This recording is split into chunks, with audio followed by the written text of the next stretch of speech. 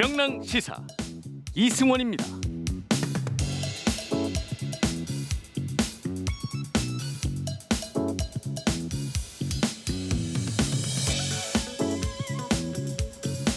네, 오늘 일부 일간지들의 보도를 보고 또 웃고야 말았습니다.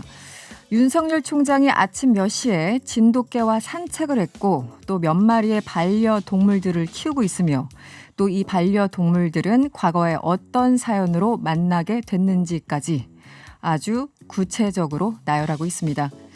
그러면서 진돗개를 의리 있고 충직한 특징을 갖고 있다. 이렇게 친절히 설명하고 있죠. 네, 일간지 보도 내용입니다. 혼자 예측을 해보자면 며칠 뒤에는 윤 총장의 아침, 점심, 저녁 그러니까 식단 메뉴 그리고 화장실은 몇 번 갔는지까지 기사에 나올 것만 같습니다. 국민의 알 권리가 바로 이런 거였나 봅니다. 안녕하세요. 이승원입니다.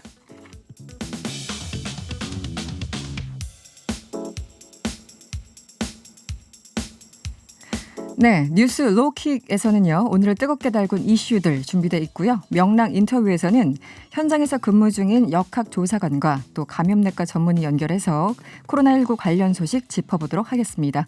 네, 이승원의 명랑 시사 지금 바로 시작합니다.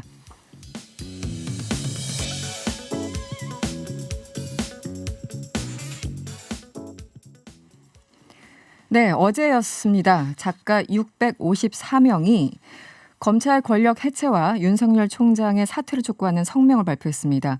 이 성명에 참여한 시인이시죠. 숙명여자대학교 김은교 교수님과 전화 연결해서요. 핵심만 간단하게 여쭤보도록 하겠습니다. 교수님 안녕하세요. 안녕하세요. 네, 600명이 넘는 작가분들의 뜻을 모으고 또 성명서의 문구를 정해서 이 발표하기까지 참 모든 과정이 순탄하지는 않았을 것 같은데요. 어떠셨나요?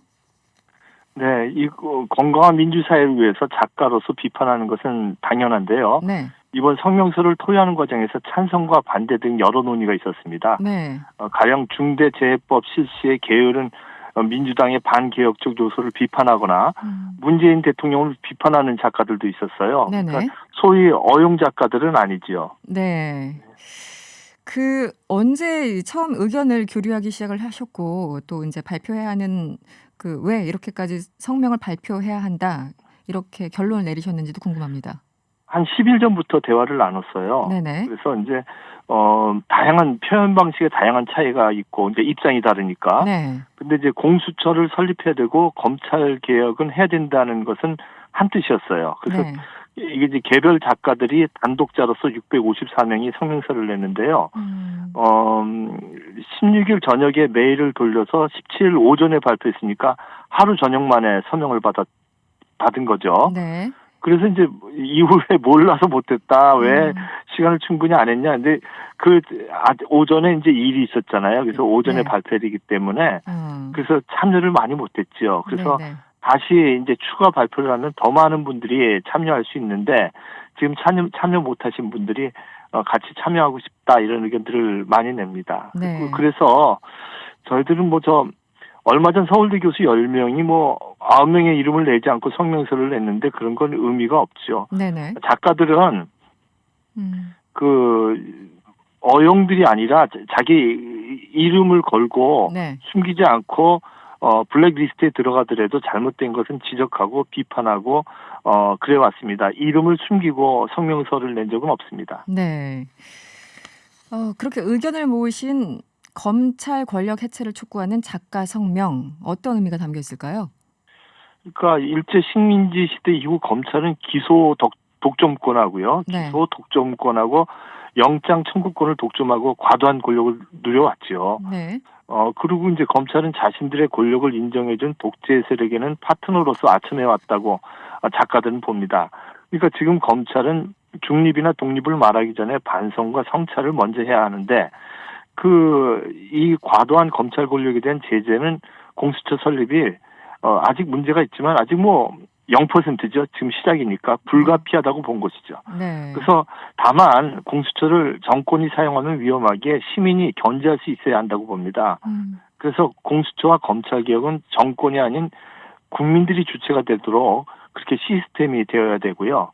그래서 가령 예를 들면 검찰개혁, 나아가서 사법개혁을 뒷받침할 수 있는 시민위원회가 설치된다든지 네. 사법감시기구 이런 것이 제도화되고 지방검찰청의 검사장도 시민이 직접 투표로 선출하는 등 네, 네. 이른바 시민검찰제가 점진적으로 추진되어야 되지 않겠는가. 그래야지 검찰의 부패나 인권 탄압을 감시할 수 있다고 생각하는 작가들이 서명한 것이죠. 네. 윤석열 총장 자진 사퇴하라 이렇게 강하게 촉구를 하셨는데요. 최종적으로 또 궁극적으로 전하고 싶은 메시지 좀 전달해 주시죠. 그러니까 지금 서명한 작가들은 네. 사법적 비례라고 그러나요? 그래서 수사할 때 비례가 안 맞는다고 보는 거죠. 예를 들면 자기네들 검찰과 연결된 것은 철저하게 수사를 하지 않는 경우들이 너무 많았죠. 네. 검찰총장으로서 윤석열 씨가 한 행위를 보면 김학의의 상납 사건이라든지 이런 거 거의 무마되지 않았습니까? 또는 얼마 전에 99만 원 상징적인 숫자가 말하는 이런 검찰의 죄를 덮어주거나 자신의 가족에 대한 수사는 하지 않은 채 어떤 특정 인물에 대해 과도한 비교할 수 없는 수사를 집중한 것은 분명합니다. 네. 물론 지금 여당의 실정이 있고 대통령에게도 또 아쉬움이 있고 그래서 만약에 정권에 문제가 있다면 수사도 필요하지만 네네. 윤석열 씨가 하는 것은 위험하다고 보는 입장이죠. 그래서 윤석열 씨가 총장직을 수행할 수 없고 오히려 검찰 개혁은 윤석열 씨는로서는 어렵다고 작가들은 봅니다. 네. 지금까지 굉장히 좋은 일을 많이 해오셨는데요. 그래서 645명은 어떤 단체나 어용이 아니라 민주적 단독자로서 네. 윤석열 씨의 자진 사퇴를 동의했다고 보시면 되겠습니다. 알겠습니다. 오늘 말씀은 여기까지 들어야 되겠네요. 오늘 고맙습니다. 네, 감사합니다. 네, 지금까지 숙명여자대학교 김은교 교수였습니다. 낮은 자세로 바라보며 집중 타격합니다. 뉴스 로우킥. Yoga fire.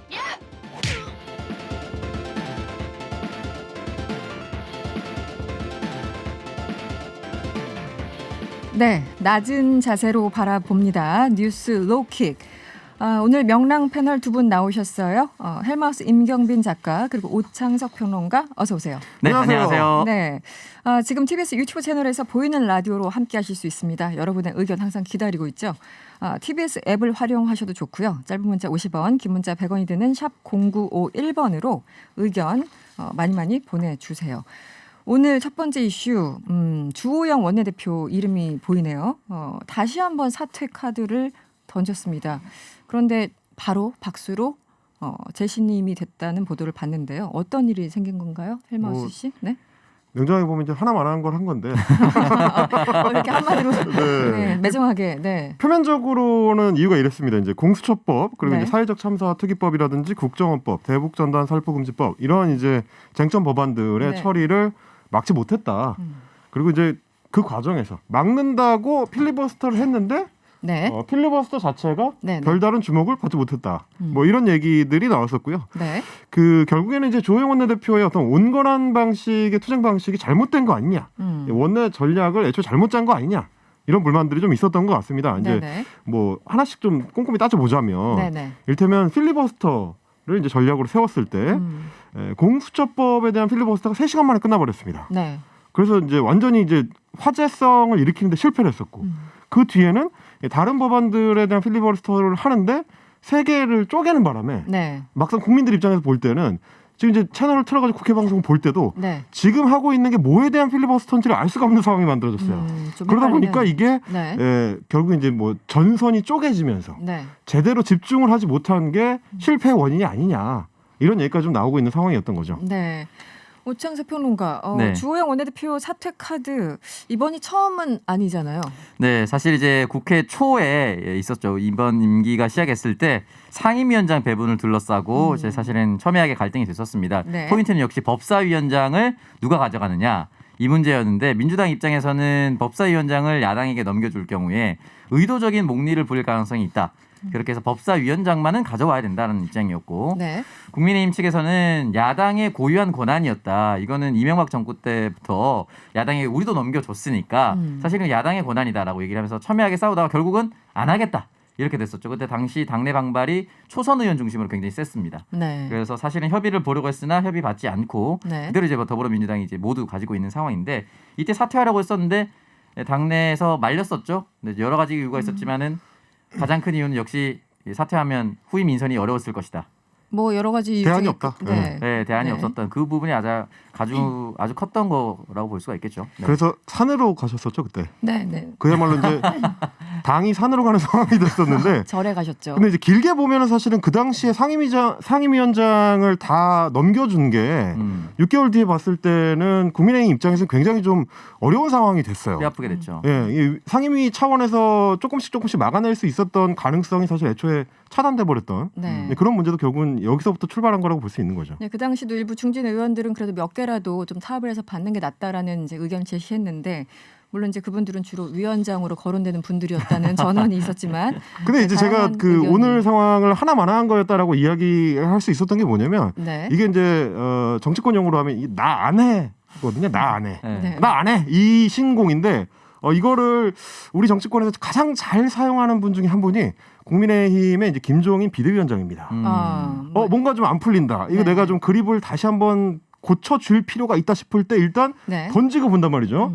근데 이제 당내 상황이라는 게 책임을 지고 있던 사람이 갑자기 나 안 해 이래버리면 옆에서는 말릴 수밖에 없어요. 불만을 갖고 있다가도 일단 말려야 그렇죠. 이 상황이 좀 정리가 될 수가 있으니까 조영 원내대표 같은 경우도 2번이나 그 카드를 쓸 수 있었던 게 네. 던지면 대안이 없으니까 네. 결국 나 말리러 올 거다. 알겠습니다. 오늘 이제 박수를 만장일치로 해가지고 네네.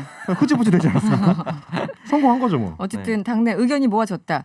주호영 원내대표의 불만은 단지 뭐 법안 문제 때문만은 아닌 것 같은데요. 오늘 CBS 라디오 방송에서 인터뷰한 같은 당이죠. 국민의힘 하태경 의원 이야기를 잠시 들어보시죠. 주호영 원내대표가 네. 또 올드 보수 연대회의에 가서 공동대표로 이름을 올렸어. 이런 게 지지율 갉아먹는 거예요. 이제 그런 걸 보고 저 당은 안 변하는구나. 우리 당이 좀 새롭게 변하길 원하는데 자꾸 올드 보수하고 같이 하게 되면 강하게 싸운다고 해봐야 지금 코로나 국면에 역효과밖에 안 나고. 뭐 하태경 의원은 뭐 당내에서도 이제 주류와 약간 벗어나는 얘기를 가끔 이제 하시는 분으로도 유명한데 올드보수 연대회의는 어떤 걸 얘기하는 걸까요? 일단은 요거 지난 12월 10일입니다. 네. 정확하게는 이제 프레스센터에서 열렸는데 그 당시 현수막에 걸렸던 문구가 문재인 정권 폭정 종식을 위한 정당 시민사회단체 대표자 연석회의입니다. 네. 그래서 주요 참여자들이 이재호 전 의원, 홍준표 무소속 의원이죠. 그리고 김문수 전 도지사, 그리고 정규재 펜앤드마이크 네네. 대표라고 표현할 수가 있고 여기에 정당 인사로 주호영 원내대표 그리고 이태규 국민의당 사무총장이 참석을 해서 결국 중요한 내용들 이재호 전 의원 같은 경우는 독재 정권에 맞서서 단일 대우를 구축하자. 그러니까 문재인 정권을 독재 정권으로 규정을 한 것이죠. 네. 주요 인사들 발언이 다 이런 식이었고 네. 마무리하면서 김문수 전 도지사는 우리를 태극기 세력이라고 하면서 계속 갈라치는데 국민의힘 반성해야 된다. 이런 모임을 한 주에 한 번씩 가지자. 한 주에 한 번씩. 네. 가지자라고 하면서 새로운 명칭을 만들자 해서 새로운 명칭 후보 3개가 나왔는데 폭정종식 민주쟁취 비상시국연대, 네. 두 번째가 문재인 퇴진투쟁 국민연대, 세 번째가 문재인 정권 조기 퇴진투쟁 국민연합 등이었고 주호영 원내대표는 문재인 정권 조기 종식을 위해서 힘쓰겠다. 네. 이런 이야기를 남겼습니다. 이제 면면을 보시면 알겠지만 그날 참석한 이 분들. 네. 하태경 의원이 올드보스라고 한 이유가 있어요.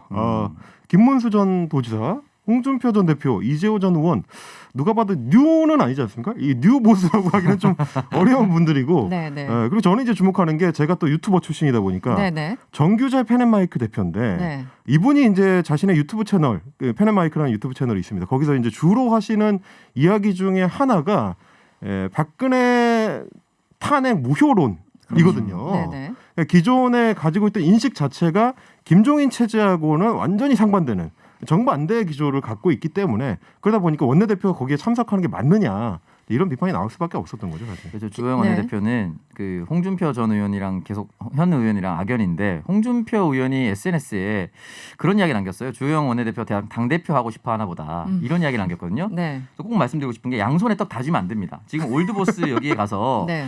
흔히 말하는 태극기 세력과 올드보이들의 마음을 잡고 또 한쪽으로 와서는 김종인 대표 사과하는데 네. 같이 갔어요. 네, 네, 네. 그 이유가 뭐냐면 국민의힘 103명 중에 58명이 초선입니다. 초선이고 1970년대생 주축으로 만든 모임이 지금부터라는 모임인데 이 김종인 비대위원장의 사과를 옹호했어요. 그러니까 초선의 마음을 잡고 네. 내년 임기 4월이 끝나면 내가 당대표 나가야지. 요 지금 전략 세우고 있는 것 같아요.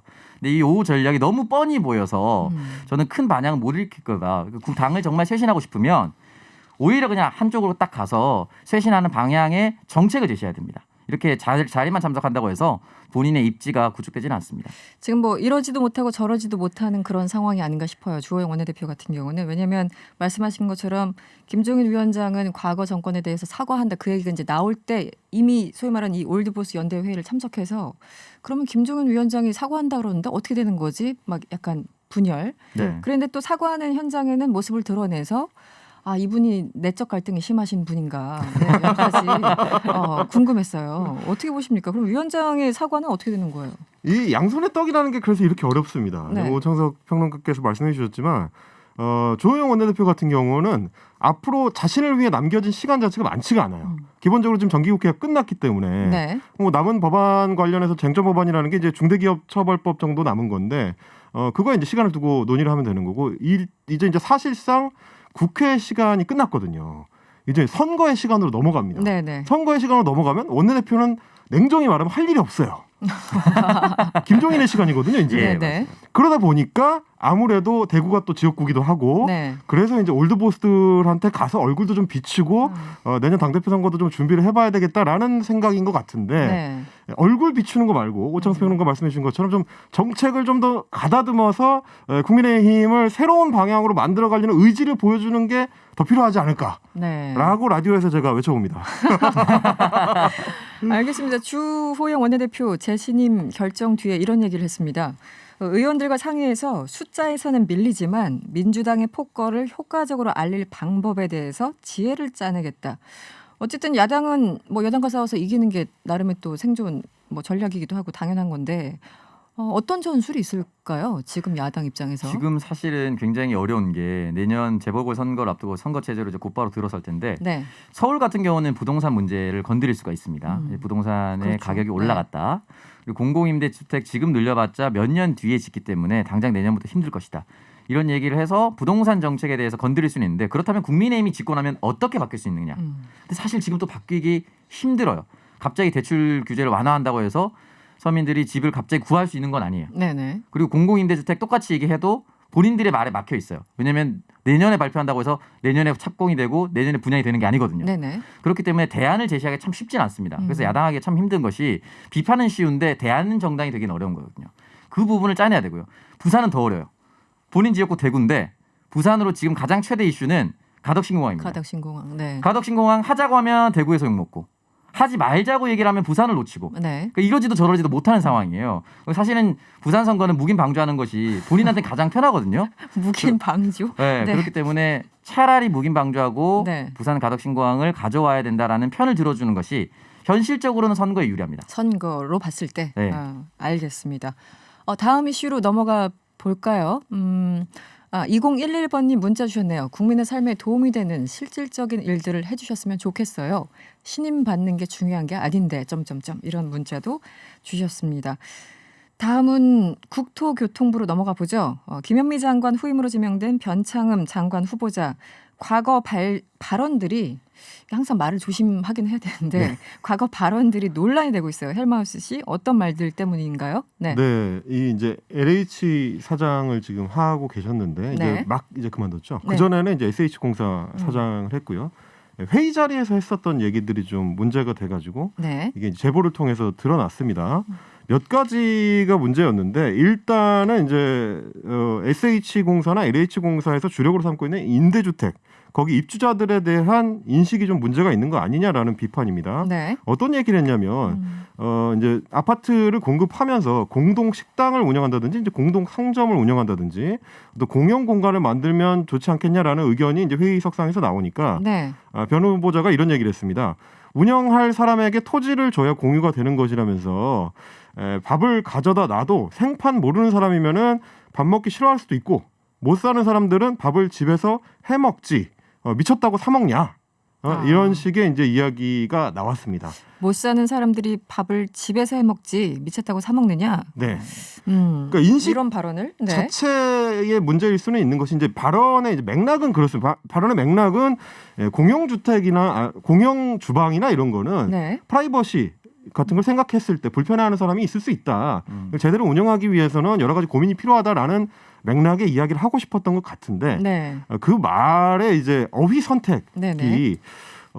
가난한 사람들, 못 사는 사람들은 집에서 밥을 해먹지 미쳤다고 사 먹냐라는 방식으로 튀어나온다면 아무래도 같이 이제 회의를 하던 사람들 입장에서는 좀 뜨악할 수밖에 없지 않았을까. 이게 어쨌든 회의장이었잖아요. 회의석상에서 하는 네네네. 얘기죠. 그러니까요. 네. 그런 얘기가 또 있었고 또 다른 이야기도 있습니다. 이제 임대주택, 그 행복주택을 이제 건설하는 문제를 두고 네. 주차장에 관한 이야기를 한 대목이 있는데 입주자를 선정할 때 아예 차 없는 대상자를 선정해야 된다. 입주민들이 들어온 후에 으쌰으쌰해서 으쌰으쌰한다는 건 이제 일종의 요구를 좀 세게 한다는 얘기인 것 같아요. 네네. 으쌰으쌰해서 우리한테 추가로 주차장 그려달라고 하면 참 난감해진다. 이제 이런 식의 이야기를 한 적이 있습니다. 이것도 이제 마찬가지 맥락인데 네. 임대주택이 아무래도 이제 저소득층을 대상으로 한 네네. 정책이다 보니까 주차장에 대해서는 좀 보수적으로 생각할 필요가 있지 않겠느냐라는 주장을 하고 싶었던 것 같은데 나중에 한마디로 본인들이 해야 할 숙제가 더 많아질 수 있다. 뭐 이런 우려인 것 그렇죠. 같은데. 이거는 너무 사장님 멘트거든요. 이거는. 네. 사장님 멘트. 네, 임대주택 서비스를 공급하는 공직자의 마인드라기보다는 그러니까요. 나중에 우리 추가 비용 들어갈 수 있으니까 이거는 미리미리 걸러내자라는 인식이 깔려 있는 듯한 오해를 줄 수 있는. 이게 민간 개발업자 워딩도 아니고 그렇죠. 그렇죠. 그 위치가 어떤 사람이었냐가 스피커가 중요한 건데 네. 오창석 평론가는 어떻게 보셨습니까? 이게 오히려 민간 개발업자였으면 이 얘기 안 했겠죠. 반대로 해서 우리는 주차장도 돼 있습니다. 라고 반대로 아주 처음부터? 홍보를 했겠죠. 그게 네. 지하에 넓게 있습니다. 이런 걸 네, 했겠죠. 여러분들이 뭐 한 2대씩 가져도 됩니다. 뭐 이렇게 네. 얘기를 하면서 유치를 하려고 했을 건데 굳이 이 비율을 드는 이유는 아마 공기업에 있다 보니 네네.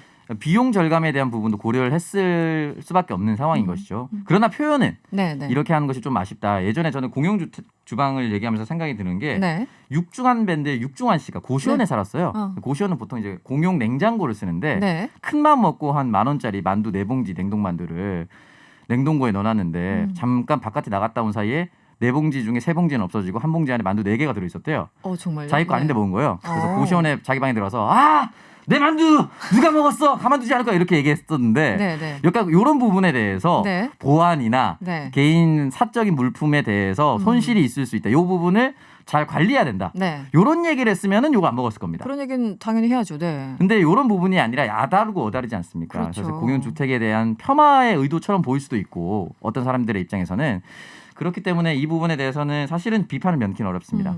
사실 다른- 그래서 네. 더 좀 문제가 되는 거는 다음 대목인데요. 네네. 이제 소위 말하는 이제 구의역 사고였죠. 네. 저도 그 대목에 가장 좀 네, 문제인 것 지금 같아요. 가장 좀 네. 크게 비판을 받고 있는 대목이 구의역 사고를 두고 그 당시에 이제 SH공사 사장이었습니다. 그러니까 서울시 산하기관이었기 때문에 그때 뭐라고 했냐면 하여튼 어마어마한 일인데 하나하나 놓고 보면 서울시 산하 메트로로부터 위탁받은 업체 직원이 실수로 죽은 거죠.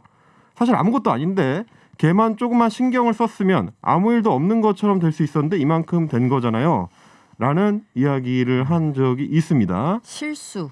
네. 그러니까 사실은 뭐 발언의 전체 맥락을 보면 네. 아마 변창흠 당시 SH공사 사장은 이런 사고를 방지하기 위해서 실수를 줄여야 한다. 네네. 그러기 위해서는 어떤 뭐 이제 연습도 필요하고 준비도 필요하다. 이런 얘기를 녹여서 하려고 했었던 것 같은데 엄밀히 말하면 네. 그 지금 우리가 다 알고 있다시피 구역 사고는 네네. 비용 절감을 하려고 사람을 적게 쓰고 안전 장비를 네. 충분히 보급하지 않은 결과 발생한 사회적 참사거든요. 네. 개인의 실수로 발생한 게 아니라는 걸 지금 모두 다 알고 있는데 그 당시 시점에서는 아직까지 그 인식이 사회 곳곳까지 스며들지 않았던 거를 보여주는 하나의 대목이지 않나 그런 생각이 좀 들었습니다. 네. 알겠습니다. 네, 오늘 시간이 다 돼서 마무리를 해야 될 것 같은데요. 제가 너무 많이 말을 했나요? 아닙니다. 아닙니다. 6111번님 아무것도 아닌 일이었다고요. 구의역 사고가요. 이렇게 계속 반문을 해주셨고 아직도 저는 김군 가방 속에 먹지도 못한 컵라면 삼각김밥이 아른거립니다. 저는 숟가락이 생각이 나는. 네. 알겠습니다. 여러 가지 지금 아직도 그 기억이 굉장히 아픈데 이런 발언들이 나오니까 국민이 다시 한번 좀 화가 나는 그런 지금 상황이 아닌가 국회 싶어요. 계류 중인 그 중대기업 중대재해기업처벌법의 출발점이 구의역 사고였다는 걸 좀 기억할 필요가 있을 것 같습니다. 알겠습니다. 오늘 두 분 수고하셨고요. 지금까지 오창석 평론가 그리고 헬마우스 임경빈 작가였습니다. 오늘 고맙습니다. 고맙습니다. 여러분은 지금 미모와 지성을 갖춘 그녀 똑소리 나는 시사평론가 이승원이 진행하는 명랑시사를 듣고 계십니다. 명랑시사 이승원입니다는 월요일부터 금요일 오후 6시 10분 FM 95.1과 TBS 앱으로 들으실 수 있고요. 유튜브 라이브에서는 그녀의 아름다운 머릿결도 함께 하실 수 있습니다. 샴푸 광고 섭외 안 들어오나?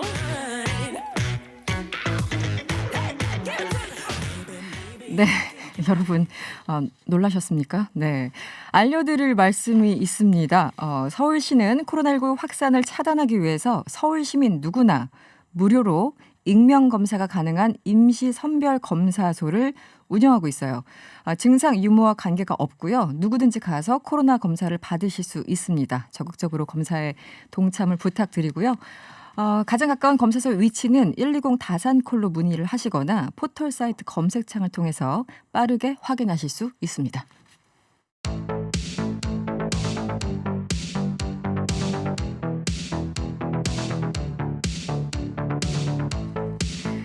네, 빌 클린턴을 미국 대통령으로 만들었다고 해도 과언이 아닌 말이 있죠. 문제는 경제야. 옆에 또 한 말이 있었죠. 이 바보야. 이런 말이 있었어요. 그래서 오늘 야권의 대표적인 경제통인 국민의힘 이해운 전 의원 직접 모시고 각종 현안에 대해서 자세하게 이야기 나눠보도록 하겠습니다. 의원님 어서 오세요. 예, 안녕하세요. 네, 제가 의원님을 뵌 게 16년 전이죠? 무려 2004년에 네. 제가 한나라당 출입할 때 맞아요. 천막당사 근처에서. 천막당사 근처에서 예. 그때 밥 먹었었는데. 예, 그땐 정말 여기자가 없어가가지고 7공주밖에 없다 이런 얘기가 네, 있어요. 맞아요. 예. 여기자 7명 있다고 해서 7공주들이 예. 아주 설치면서 기사를 썼는데 너무 오래전 얘기입니다. 예. 벌써. 네. 그래도 이렇게 여기자들이 많아진 건 정말 다행한 일입니다. 그렇죠. 네. 좀 오랜만에 반갑고요. 네. 오늘 뭐 시간이 많지 않으니까 바로바로 현안 네. 이슈 여쭤보도록 할게요. 뭐 경제학자이시니까 먼저 얼마 전에 그 15일이었죠. 주가 3천 시대를 전망했던 문 대통령을 향해서 예. 참모진 경질하라 이렇게 주장을 하셨어요. 여러 가지 좀 오해, 뭐 사실들이 겹쳐 있을 것 같은데 어떤 이유 때문이었나요? 네. 이게 먼저 민주당이 제 주장의 논점을 바꿔버렸어요. 뒤바꿔버렸어요. 어떻게요? 그래서 제가 이걸 모르고 이렇게 뒤바꿨나? 그럴 리는 없을 것 같고 알면서 제 지적이 아프니까 뒤바꾼 거 아닌가? 이렇게 저는 생각하는데 네. 뭐냐면 저는 3천 안 갈 거다. 라고 얘기한 게 아니고 3천이 가는 그 상황이 정말 위험하다라고 한 거거든요. 위험하다. 네, 근데 민주당은 3천 갈 거다. 이해운 거짓말이다. 이렇게 막 했어요. 어쨌든 저는 3천 가는 상황이 굉장히 위험하다. 왜 말씀드리냐면 네. 현재 2,770쯤 되잖아요. 근데 지금도 굉장히 거품이 많이 껴 있다는 게 이제 실증 분석 결과 나옵니다. 네네. 이거는 뭐 과학적인 거니까 제가 여기서 설명할 필요도 없고 전문가들이 다 분석한 거에 의하면 현재 수출 실적을 감안하더라도 27% 거품이 있고 네. 그다음에 지금 유동성이 많이 풀려서 주가가 오른다 다 그러시잖아요.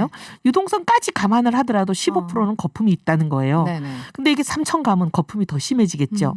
왜 거품이 왜 무서운 건가? 네. 우리 다 경험으로 알고 있잖아요. 일본이 벚꽃 경기 플라자 합의 때 앵고가 되면서 벚꽃이 흐드러지게 피는 것처럼 경제가 완전 흐드러지게 좋았다고 막 5년 간 때 네네. 난리 났었잖아요. 80년대 플라자. 예, 네네. 1985년이니까 90년대 초반까지 갔죠. 네네. 근데 이제 그러고 나서 이게 오래 가질 못합니다. 이런 거품은 언젠가 터지게 돼 있어요. 네. 터졌을 때 그때 완전히 일본 경제가 폭망했고 많은 사람들이 거의 뭐 자살하고 온갖 어려움에 내몰리면서 지금 잃어버린 30년이 그때 시작된 거잖아요. 그래서 일본은 그때 이후에 지금까지 아직 회복이 안 되고 있는 상황이에요. 네. 근데 이런 일이 오기 때문에 거품이라는 게 굉장히 위험하다. 그래서 지금 거품 막 간다고 좋아할 일이 아니고 신중하게 모든 사람들이 이제 투자도 하고 이걸 받아들이도록 네. 공직자는 그런 위험을 경고하고 사람들에게 알려주고 단도리를 할 의무가 있는 거잖아요. 그래서 사실 이제 기재부 차관이 보면은 네. 대통령 발언 며칠 전에 이 경고를 했습니다. 걱정을 하면서. 왜냐하면 이게 이제 폭락의 위험이 있다. 이런 취지의 얘기였거든요. 네네. 근데 이제 대통령 발언문에 대통령이 경제 전문가가 아니시니까 사실 뭐 참모들이 조언하는 대로 하실 수밖에 없는 상황일 거 아니에요. 네. 근데 대통령 발언에 이제 이렇게 위험한 상황을 마치 부추기는 듯한 네. 그런 발언을 넣은 참모들은 대통령이 경질하셨으면 좋겠다 이렇게 말씀드린 거예요. 거품이 너무 커져서 나중에 안 좋은 결과로 이어질 수 있으니까 지금 다들 미리미리 걱정합니다. 왜냐하면 해야 지금 된다. 또 이제 코로나 백신이 개발됐다, 미국 경기가 이제 회복될 거다라는 그런 기대 심리에 찬 얘기들이 지금 막 이렇게 네. 주식 투자하는 분들 사이에 돌고 있어서 이렇게 되면 또 거품이 더 끼거든요. 굉장히 좀 이렇게 걱정돼서 신중해야 될 상황이죠. 네. 뭐 경제학자로서 이제 그 부분에 대해서 우려하시는 거는 뭐 알겠고요. 근데 사실 이제 보면은 뭐 소위 말하는 부동산도 막히고 돈은 넘쳐난다고 하고 네. 제 주변에 없는 돈이 왜 이렇게 넘쳐나는지 모르겠습니다만 돈은 넘쳐나고 그러니까 마지막 뭐 유일한 희망 특히 뭐 직장인들 뭐 따로 뭐 투잡 들 것도 아니고 부동산 할 것도 아니니까 결국 이제 주식밖에 없다 이렇게 결론이 나는 거고 실제 그런 일부 어떤 성향에 반영이 되는 거잖아요. 되는 거죠. 왜냐하면 네. 지금은 이제 어떻게 보면 주식 투자하시는 분들도 갈 때까지 내몰려서 그렇게 가는 거잖아요. 부동산은 부동산대로 이제 현 정부는 굉장히 막는 편이고, 네. 근데 이제 여러 가지 초저금리가 오랫동안 유지되어 왔고 지금은 사실 마이너스 금리예요. 네, 네. 돈을 은행에 넣어두면 손해죠. 그러니 이 돈을 어딘가에 이제 넣어야 되는데 네. 늘 때가 이제 주식시장밖에 안 보이니까 가는 건데 그렇죠. 네. 문제는 주식시장에 가더라도 이 거품이라는 것을 알고 이 거품이 터질 위험도 있다 이런 걸 잘 알고 종목도 신중하게 아주 장기적으로 단단한데 이런 데 이제 골라서 잘 넣으시도록 네. 어떻게 보면 안내를 해야 되는 거죠. 네. 근데 이제 그런 얘기는 전혀 안 하고 위험하다는 얘기 없이 막 장밋빛만 얘기하게 되면 그 대통령 말씀만 믿고 잘못 투자했던 분들이 이제 완전히 한 가정이 망하는 거잖아요. 그분만 망하는 게 아니고 네. 그런 일들이 생기는 거 우리 많이 경험했잖아요. 그러니까 이제 이럴 때는 좀 신중하게 위험을 잘 감안해서 하실 수 있도록 잘 안내를 하는 것이 공직자의 도리다 이렇게 생각합니다.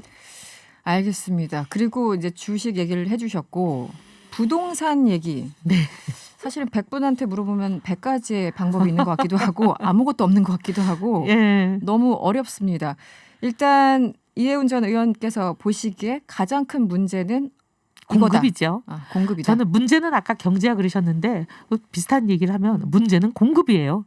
근데 이제 이 공급에 대해서 이제 지난 3년 반 동안 이 현 정부는 공급 부족하지 않다 이렇게 얘기해 왔거든요. 네네. 근데 제가 공급 부족하다라고 이제 김현미 장관한테 국회에 있을 때 늘 얘기를 하면 모르시는 말씀은 공급은 부족하지 않습니다. 충분합니다. 늘 돌아오는 답이에요. 네. 근데 이제 그 김현미 장관의 좀 문제는 제가 보면 사실 이 부동산 전문가가 아니신데 갔잖아요. 그러면 이제 직원들이 참모들이 보고를 할 때 잘못된 통계나 일부 오도된 통계를 들고 와서 막 설명을 할 때 다른 통계를 검증을 해보셨어야 되는데 그걸 잘 안 하신 것 같아요. 네네. 그래서 이제 그때도 보면은 이제 여러 가지 틀린 통계 인용하다가 혼났잖아요. 집값이 11%밖에 안 올랐다고 얘기했는데 심지어 한국감정원 국토부 산하기관인 네네. 한국감정원 자료에 의해서만도 거의 50%가 올랐다는 게 판명되고 그런 일들이 많은 것 같은데 공급도 마찬가지예요. 김현미 장관은 자꾸 공급 없다는 보고를 받으신 것 같은데 지금 정확하게 서울의 경우는 95.9%예요. 네. 주택 보급률이. 근데 많은 사람들이 이게 100%면 적절한 줄 아는데 그렇지 않아요. 한 가구당 한 주택만 딱 맞게 가구 수와 주택 수가 똑같이 맞아떨어지면 이사를 갈 수가 없잖아요. 네네. 옮겨가야 되는 공실이 네네네. 있어야 되거든요. 그래서 여분이. 보급률은 적정 보급률은 학자들이 105%라고 얘기합니다. 그럼 지금 9%가 모자라는 거예요. 네네. 근데 사실 모자라는 공급인데도 계속 공급 부족하지 않다고 오히려 공급을 옥죄는 대책들을 24번을 낸 거 아니에요. 그러니까 이게 문제가 더 심해진 거죠. 그래서 사실은 이제 이번 몇 달 전부터는 이제 정부도 이걸 인정을 하고 공급을 늘리겠다 하고 공급책을 내놓겠다 하셨는데 나온 대책을 보니까 뭐가 속상하냐면 공급도 해갈이 돼야지 의미가 있습니다. 네. 사람들이 원하는 곳에 원하는 집을 갖길 원하면 그 원하는 수요를 해갈을 해줘야 가격이 뛰질 않거든요. 네. 근데 원하는 거하고 전혀 엉뚱한 곳에 엉뚱한 집을 자꾸 공급을 하니까 이 수요는 해갈이 안 되는 거예요. 공급 대책을 내놔도. 그래서 이게 문제가 계속 더 악화되고 있습니다. 제가 이제 정부에 꼭 드리고 싶은 말씀은 네. 지금 사람들이 원하는 거는요. 여러 가지 지표 통계를 보면 이게 과학적으로 다 분석이 됩니다. 부동산 통계를 보면 사람들이 뭘 제일 원하냐. 한 서너 명 가족이 편안하게 살 수 있는 새 아파트 이걸 원하거든요. 새 아파트. 네. 네. 근데 아파트도 좋지만 그래도 새 아파트는 더 원하는 거고. 그런데 지금 정부가 이번에 11만 4천 원을 내놓는다고 한 거 다 임대예요.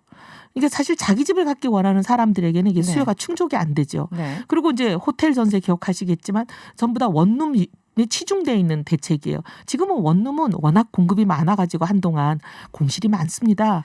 그래서 그래도 원룸은 지금 공급이 호텔에서- 넘쳐요. 네, 호텔에서 사시는 분들은 보통 이제 1인 가구 좀 젊은 층들은 예. 거기 만족도가 꽤 높은 걸로 알고 있는데요. 아니요, 근데 그것도 그렇게 하면은 우리가 항상 정책을 할 때는 네. 예산을 쓰면서 하는 거잖아요.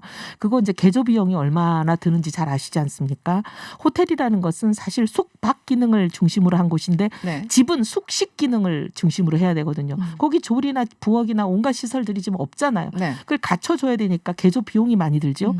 근데 예산은 가성비가 높게 써야 됩니다. 네. 그렇게 굳이 하지 않아도 다른 곳에 많이 이미 공실이 있어서 많이 차고 넘치니까 그건 그렇게 공급하는 것이 어떻게 보면 가성비 높은 대책은 아니고 지금 사람들이 원하는 네. 공급을 해야 해결이 되는 거거든요. 일단 의원님께서는 지난 여름부터였죠. 네. 어쨌든 이제 주장하시는 바는 예. 민간 재개발 음. 그리고 재건축 규제를 풀어야 한다라는 입장이셨어요. 지금도 같은 생각이신가요? 네, 왜냐하면 공급이 많은 경우에 이제 공공이 공급하는 것은 주로 임대 쪽입니다. 임대가 아닌 주택을 공공이 공급하기가 쉽지가 않아요.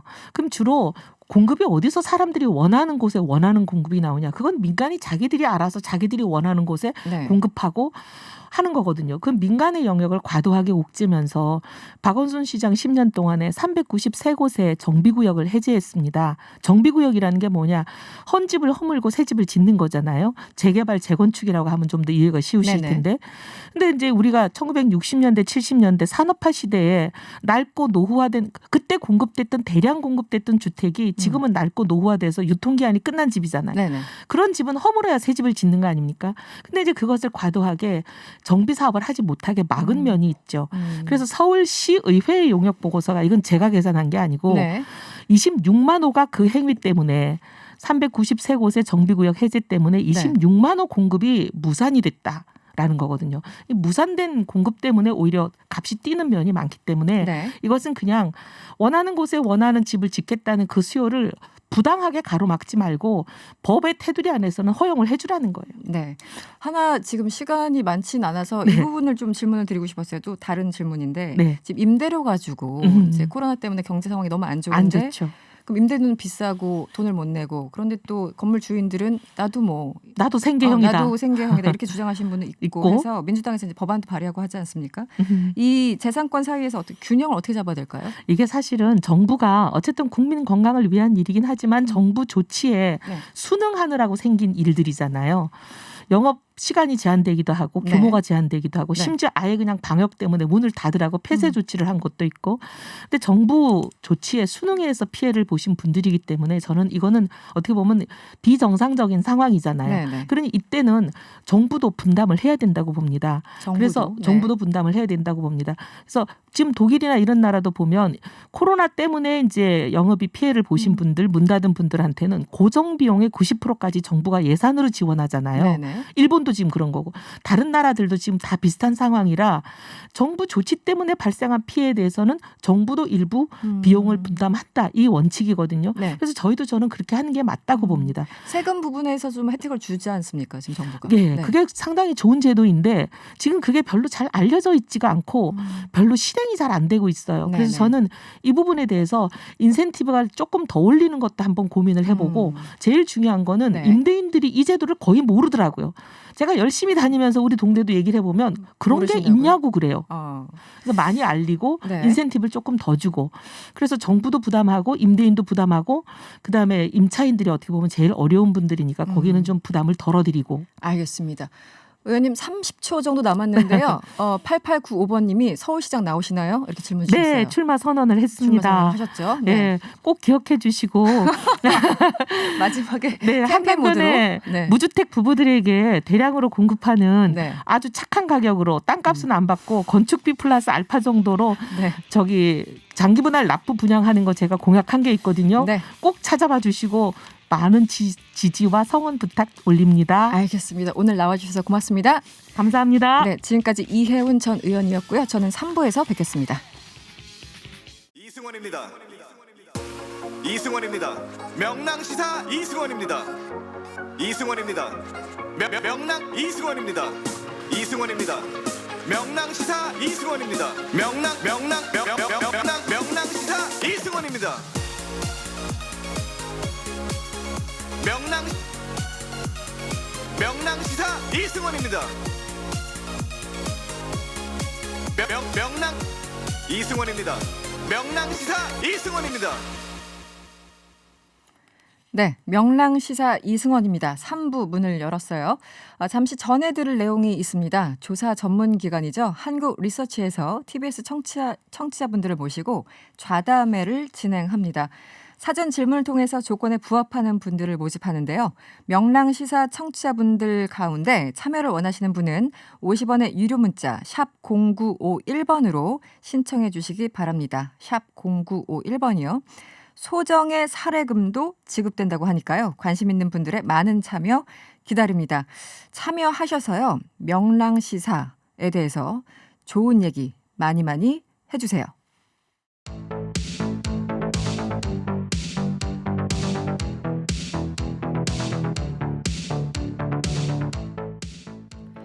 네, 사흘 연속 코로나19 확진자 수가 1000명대를 기록하고 있습니다. 코로나 방역 최전선에서 많은 분들이 고군분투하고 계시죠. 그야말로 이를 악물고 버티고 있다 이런 말들이 나오고 있습니다. 그래서 오늘 명랑 인터뷰 시간에는요. 현장에서 근무하고 계신 역학조사관 한 분을 만나보겠습니다. 서초구 최용조 조사관 연결돼 있습니다. 조사관님 안녕하세요. 네, 안녕하세요. 최용조입니다. 요즘 잠깐 밖에 있어도 정말 추운 날씨입니다. 예. 더 고생이 많으실 텐데 어떻게 주말이라도 짬을 내서 좀 쉴 수 있으신가요? 저희가 확진자분들이 주말이 안 생기는 게 아니라서요. 네네. 근데 월화수목금토일하고 주말도 다 똑같이 일하고 있습니다. 그럼 언제 쉬십니까? 저희 건강검진 받을 때 하루 쉬었습니다.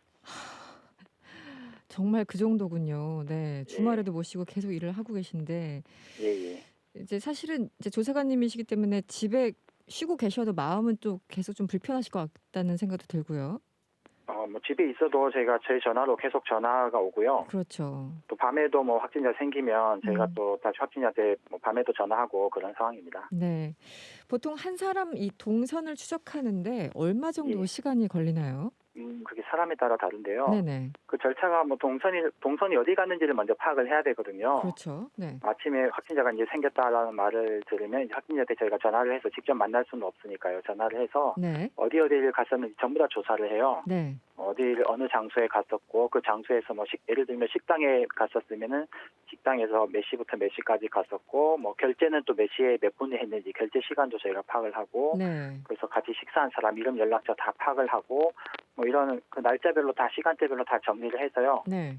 그렇게 한두 시간, 2시간, 많으면 3시간 걸릴 수도 있고 그렇게 다 동선을 파악한 다음에 이제 현장 조사를 나가는 거죠. 그 다음에 현장 조사까지. 네. 예. 현장 조사를 하면 그것도 사람에 따라 현장 동선이 많은 분은 한참 걸리고요. 그렇죠. 네. 그래서 다 조사하고 저녁에 이제 다 복귀를 해서 그것도 조사한 걸 또 정리를 해야 되잖아요. 그렇죠. 네네. 다 정리를 하고 또 만났던 사람한테 또 일일이 전화를 드려서 검사 안내 드리고 자가격리 안내 드리고 하면 밤 10시, 11시 넘어야 이제 마무리가 되죠. 그러네요. 그 모임이 또 여러 사람이 모인 그런 모임이라면 예. 일일이 해야 되는 그 인원 자체가 엄청나게 늘어나는 그런 상황이군요.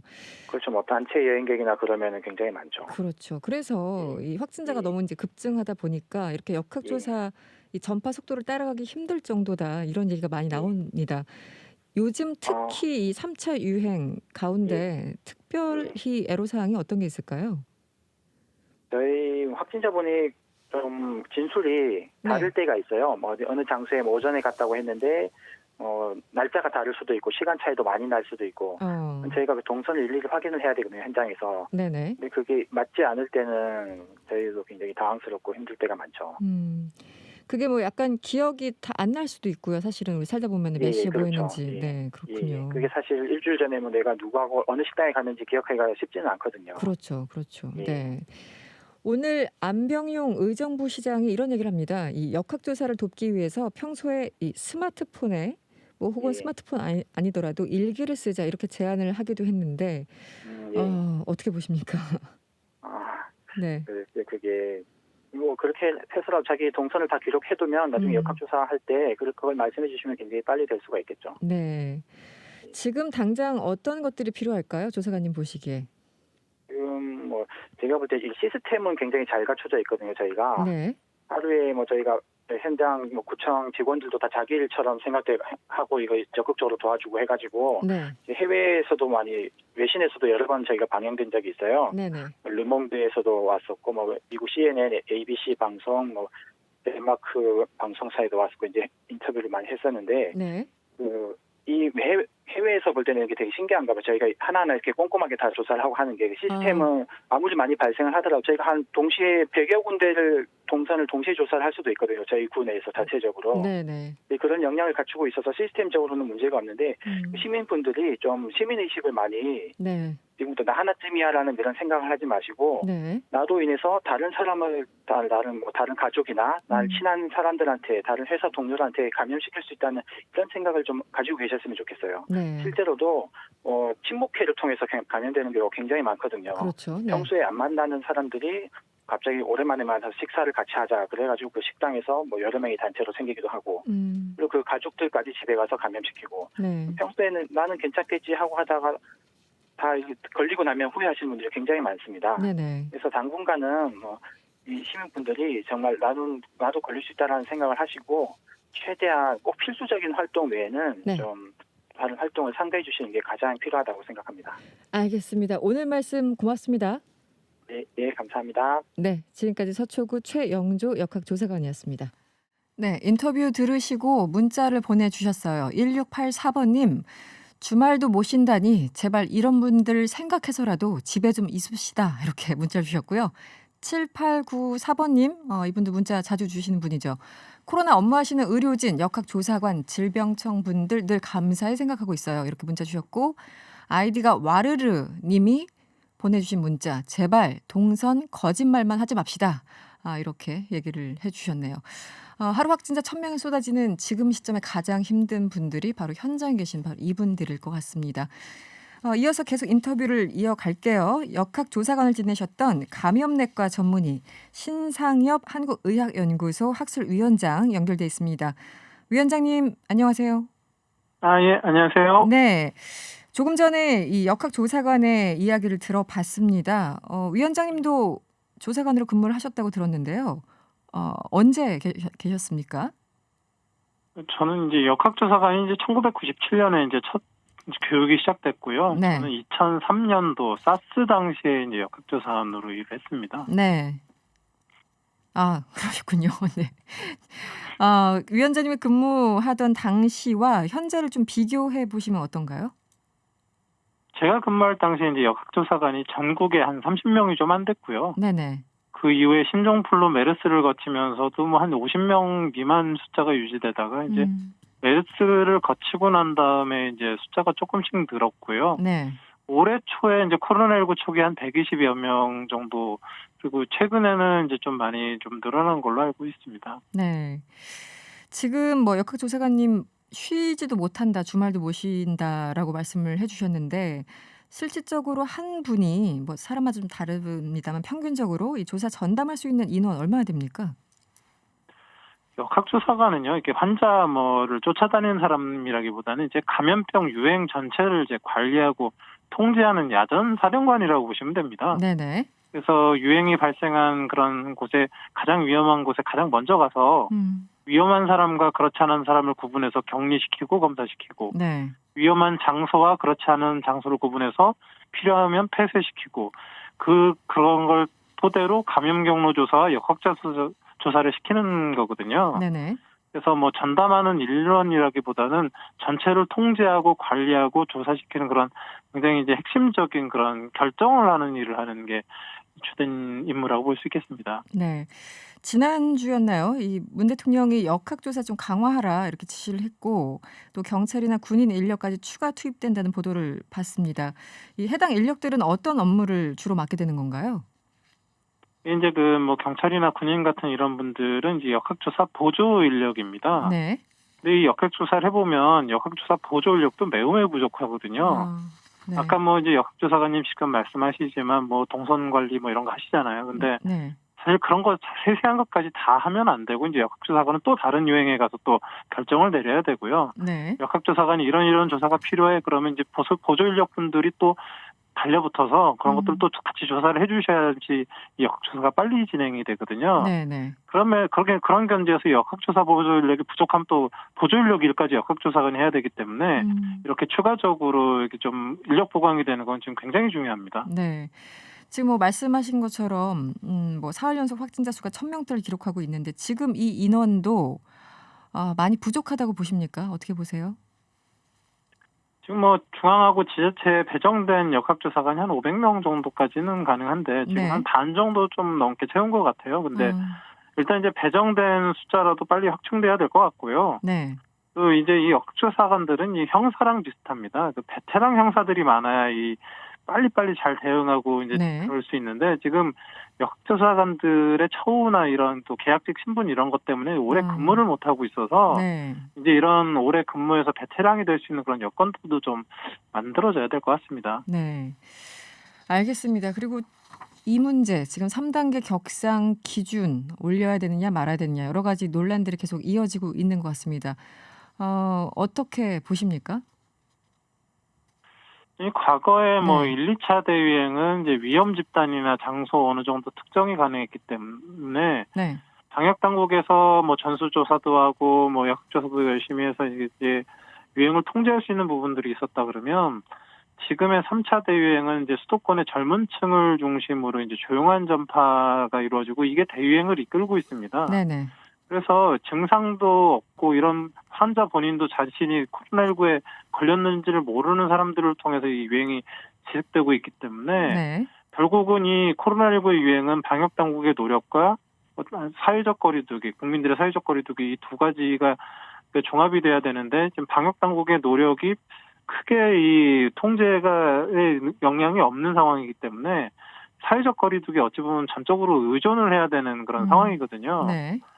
근데 지금 이 사회적 거리두기는 사실 이제 뭘로 나타나냐면 이동량 감소로 네네. 나타나게 됩니다. 그런데 그 이제 11월 중순 이후에 이제 사회적 거리두기가 계속 강화됐음에도 불구하고 지지난주까지는 뭐 20% 초반 정도까지의 억제 수준밖에는 되지 않았다가 네네. 지난주 2.5단계 이후에 이제 30% 초반까지 이제 어느 좀 더 정도 줄었죠. 그 네네. 사회적 거리두기 수준이 이동량 감소가 이루어졌는데요. 네. 지금의 이 이동량 감소 수준에서 이제 하나 봐야 될 게 이제 재생산 지수라고 유행이 얼마나 확산되고 있느냐를 나타내는 지수가 있는데 이게 1 아래로 떨어져야 되는데 1 아래로 떨어지지 않고 1.2 이상이 계속 유지가 되고 있어요. 네. 그러니까 어떻게 하든 간에 이 방역 당국에는 제한적인 능력은 제한적이고 사회적 거리두기 수준으로 이 유행을 막아야 되는데 이동량 감소도 과거 신천지 대구 유행 때 38% 정도까지 가지 못하고 네. 생산 지수도 계속 높은 수준을 유지한다라고 했을 때는 지금 상태를 유지해서 유행이 통제가 될 가능성이 높지가 않기 때문에 결국은 이게 3단계가 아니라 그 지금의 유행에 맞는 보다 강화된 그런 어느 정도의 조치들이 필요한 상황이라고 봅니다. 네. 좀 다른 결의 질문이기도 하고 또 같은 맥락이기도 한데요. 이 이제 부모님이 자가 격리가 된다거나 아니면 확진되면은 아이들을 돌볼 수 없다. 뭐 여러 가지 각종 안타까운 사연들이 전해지고 있습니다. 최근에는 생후 10개월 아기가 심한 화상을 입었는데 아빠가 확진자이다 보니까 자가격리자로 분류되면서 치료와 병원을 구하지 못하고 있다. 이런 소식도 들렸거든요.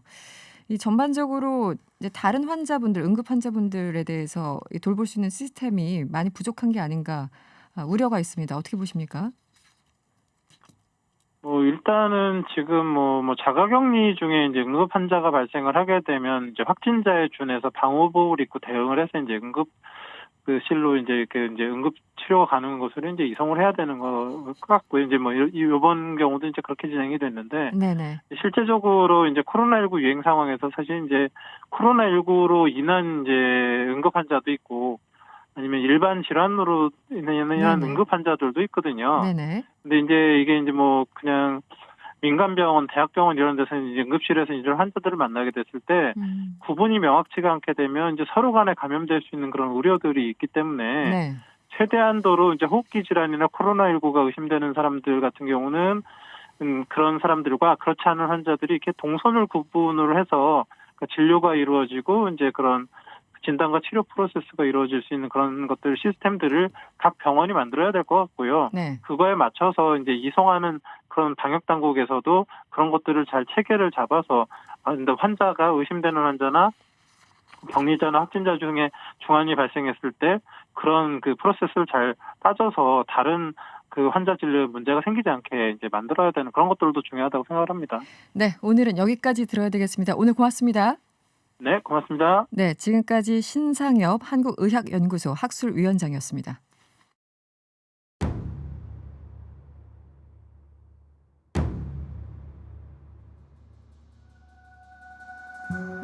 와, 자네로구만.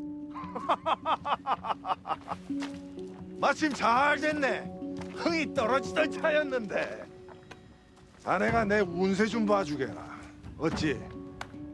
내가 왕이 될 상인가? 어서 말해보게. 내가 왕이 될 상인가 말이야. 분명 왕이 되실 상이옵니다. 왕은 왕인데 시사왕, 뉴스왕이 되실 상이옵니다. 월요일부터 금요일 오후 6시 10분 TBS에서 방송되는 명랑시사 이승원입니다를 들으시옵소서. 전화가 이 손안에 있소이다. TBS 앱 유튜브 라이브로도 보고 들으실 수 있다고 하옵나이다.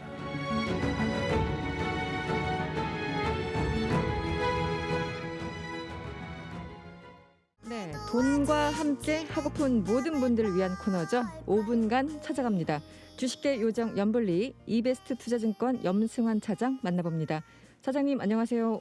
네, 안녕하세요. 네, 오늘 코스피 코스닥 할 것 없이 또 최고가라고 하던데 맞습니까? 네, 오늘 네. 코스피가 다시 한번 또 상승에 좀 성공을 해줬고요. 네네. 코스닥은 뭐 역대적 최고가는 아니지만 이제 그 어제 말씀드린 대로 2002년 월드컵 이후로 네. 계속 이제 그 최고치를 좀 경신하고 있는데 네. 옛날에 이제 그 아시겠지만 IMF 이후로 이제 IT 버블 터졌을 때 2,000포인트 이상 간 적이 한 번 있었어요. 네. 근데 그거 생각하면 지금 900포인트니까 아직 뭐 갈 자리가 남았다고 좀 볼 수 있지만 네. 최소한 한 1,000포인트까지도 지금 좀 열려 있기 때문에 한번 뭐 1,000포인트 넘는지는 한번 그 연말 연초까지 한번 네. 기대를 해보시면 좀 좋을 것 같고 네. 오늘 어쨌든 전체적으로 시장 분위기는 그 요즘에 뭐 계속 말씀드렸지만 개인들이 좀 사면서 그 외국인이 좀 파는 흐름이 좀 나온다고 말씀드렸잖아요. 근데 네네. 오늘도 마찬가지로 개인들이 열심히 좀 매수를 또 해줬고 외국인 투자들은 11월 달에 정말 왕성한 식욕을 바탕으로 해서 매수를 많이 했는데 네. 12월 들어서는 완전히 그 스탠스가 바뀌어가지고 계속 좀 주식 비중을 줄이고 있거든요. 그래서 11월과 12월이 완전히 정반대로 개인은 사고 외국인은 좀 이렇게 던지는 흐름으로 가고 있습니다. 그러니까 그러다 보니까 확실히 11월 달은 코스피가 훨씬 강했는데 12월 들어서는 코스닥으로 좀 넘어간 것 같아요. 아무래도 개인 투자분들이 코스닥을 많이 하시니까. 네네. 그래서 12월 달은 확실히 중소형주가 좀 강한 그런 장 분위기가 계속 이어지고 있다라고 보시면 좋을 것 같습니다. 그런데 외국인들이 이렇게 내다 파는 이유는 어떻게 보십니까? 주로? 그게 뭐 여러 가지 이유들이 있더라고요. 그러니까 네. 그 일단은 원달러 환율이 최근에 많이 그 11월 달에 굉장히 많이 떨어졌거든요. 네네. 네, 떨어진 상태에서 외국인들이 환율이 떨어지면 가만히 앉아서 사실 환차익을 얻을 수가 있어요. 그렇죠. 네네. 근데 그 외국인들이 이제 그 환차익을 얻다 보니까 일단 좀 차익 실현하고 싶었겠죠. 네, 그래서 그런 부분들도 작용했고 그리고 최근에 원달러 환율이 또 올라가고 있거든요. 네. 더는 안 떨어지다 보니까 그래서 일단 차익 실현 욕구가 생긴 것 같고 두 번째는 이제 외국인들의 성격이 다 다르긴 한데 11월 달에 많이 들어왔던 외국계가 주로 그 영국계라고 합니다. 영국이나 유럽계. 네. 뭐냐면 미국계 자금 같은 경우 장기 투자를 많이 해요. 근데 이 영국이나 유럽계는 그 아시겠지만 뭐 룩셈부르크나 이런 데가 네. 이제 세금을 안 내도 되는 지역, 조세 회피 지역이거든요. 네네. 그런데 헤지 펀드들이 되게 많아요. 근데 그쪽에서 들어온 자금들은 되게 좀 단기 성향이 강합니다. 네. 근데 실제로 11월에 그런 자금들이 들어왔는데 아마 11월에 아시겠지만 코스피가 16% 올랐잖아요. 네네. 외국인도 수익 많이 났거든요. 그래서 환율과 맞물리면서 네. 일단 좀 팔고 싶은 욕구를 자극시켰던 것 같아요. 그래서 우리 한국의 문제라기보다는 그런 약간 단기 성향의 자금들이 좀 일단 나가면서 좀 매도가 나온 게 아닌가 이렇게 추측을 하고 있습니다. 네. 뭐 코스피, 코스닥 다 좋다고 하는데 왜 내가 가진 것만 떨어지냐. 우리 호정 PD가 자기 것만 떨어졌다고 불쌍이던데요. 오늘은 어떤 종목들이 특히 선방했습니까? 네, 오늘은 일단 어제도 그랬는데 전기가스라고 네네. 공기업들 있잖아요. 네. 흔히 말하는 한국전력, 네. 한국가스공사 이런 정말 무거운 기업들이 어제 한국전력이 급등하고 오늘도 8% 올랐고 이게 연료비 그러니까 이 전기요금을 이제 유가나 석탄 가격에 연동시키는 제도거든요. 네. 그런 것들을 이제 한다고 하니까 향후에 이제 전기요금이 올라갈 수도 있겠구나 네네. 이런 기대감이 나왔고 거기에 맞물려서 가스공사마저도 급등을 했고 또 대표적인 또 이제 어떻게 보면 앞에 한국자가 들어간 한국 담배인상공사인 KTNG, 네. KTNG도 오늘 주가 한 3% 가까이 올랐는데 공교롭게도 약간 좀 공기업 성향의 기업들이 오늘은 좀 시장에서 좀 움직였는데 이들 기업들의 특징이 주가가 정말 안 갔었거든요. 지난 거의 1년 동안 네. 이 증시가 이렇게 좋은데도 불구하고 철저하게 소외를 받았는데 어쨌든 정말 이틀 동안 좀 화끈하게 올라가고 있고 네. 그 다음에 오늘 좀 올라갔던 섹터 중에 특징적인 게 건설업종입니다. 건설업종은 오늘 올라갔던 배경은 어제 문재인 대통령이 이제 주택 공급을 좀 늘리는 방안을 강구해봐야 된다. 이런 좀 발언을 했다라는 거 기사가 있더라고요. 네. 그러니까 아무래도 주택 공급을 늘리게 되면 건설업종 입장에선 당연히 내년도 매출액이 올라갈 수가 있는 거잖아요. 네. 그래서 아마 그런 쪽으로 정부 정책 기대감들이 좀 나오면서 상승을 했던 것 같고 아까 이제 호정 PD께서 뭐 자기 거가 떨어졌다고 얘기하셨는데 네. 그게 뭐 언제 사셨는지 모르겠지만 지금 시장이요 하루는 이쪽이 가고 하루는 저쪽이 막 왔다 갔다 해요. 네. 그러니까 뭐냐면은 안 간다고 오실 필요는 없고 네. 기다리면 자기 차례가 옵니다. 언젠가 온다. 근데 이제 산타가 지금 선물 들고 오는데 네. 제자리 안 지키고 있으면 선물이 와도 이걸 받을 수가 없어요. 그렇죠. 그러니까 좀 힘드시더라도 버티기. 조금만 기다리면 분명히 선물 받을 수 있지 않을까 생각합니다. 네. 다음 주 전망 간단하게 부탁드릴게요. 네, 다음 주도 뭐 지금 분위기 저는 뭐 급등이 이렇게 크게 나오긴 좀 어렵다고 아직은 보고 있고 너무 올라서 네. 좀 쉬어가는 분위기는 갈 것 같은데 그렇다고 급락할 것 같지도 않기 때문에 네. 옆으로 좀 횡보하는 그런 좀 약간 변동성이 줄어드는 건 장세에 이어지는 상황이 좀 펼쳐질 것 같고 네. 다만 이제 최근에 대형주가 조금 약하긴 했어요. 중소형주에 비해서. 그래서 다음 주는 초반에는 조금 그래도 좀 최근에 쉬었던 좀 대형주 대표적인 게 바로 증권업종하고요. 그다음에 자동차 아시죠? 뭐 현대차나 기아차. 네. 이쪽이 최근에 좀 안 가거든요. 근데 이들이 좀 충분한 조정을 좀 받았기 때문에 다음 주에는 뭐 증권하고 자동차 같은 좀 큰 종목들이 한번 다시 올라가는 그런 그림으로 좀 예상을 하고 있습니다. 네, 오늘은 여기까지 듣겠습니다. 고맙습니다. 네, 감사합니다. 네, 지금까지 이베스트 투자증권 염승환 차장이었습니다. 서울시는 코로나19 확산을 차단하기 위해서 서울 시민 누구나 무료로 익명 검사가 가능한 임시 선별 검사소를 운영하고 있다. 아까 말씀을 드렸었는데요. 다시 한번 전해드립니다. 증상 유무와 관계없이 코로나 검사를 받으실 수 있습니다. 적극적으로 검사에 동참해 주시길 부탁드리고요. 가장 가까운 검사소 위치는 120 다산콜로 문의를 하시거나 포털사이트 검색창을 통해서 빠르게 확인하실 수 있습니다.